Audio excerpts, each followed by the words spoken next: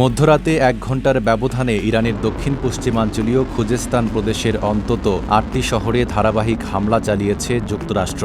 একই সময়ে মাহশারের একটি কৃষি পানির পাম্পিং স্টেশনে ক্ষেপণাস্ত্র হামলায় ১ জন নিহত এবং ৪ জন আহত হয়েছেন।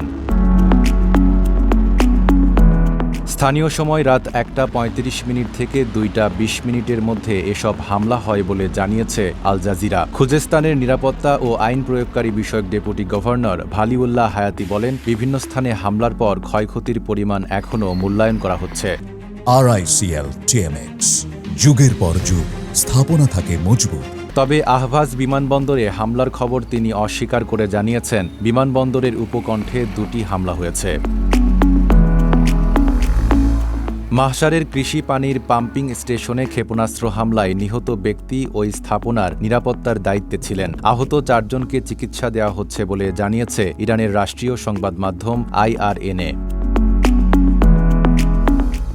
এদিকে বন্দর আব্বাস ও হরমুজ প্রণালীর কেশম দ্বীপে বিস্ফোরণের শব্দ শোনা গেছে। কেশম দ্বীপের গভর্নর হোসাইন আমির জানিয়েছেন, ১০ থেকে ১১টি সম্ভাব্য ক্ষেপণাস্ত্র সামরিক স্থাপনায় আঘাত হেনেছে, তবে সেখানে কোনো হতাহতের খবর পাওয়া যায়নি।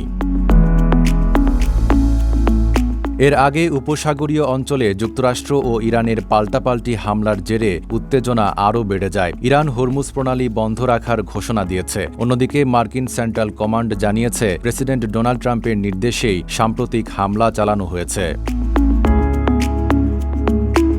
Desk report, Dhaka post.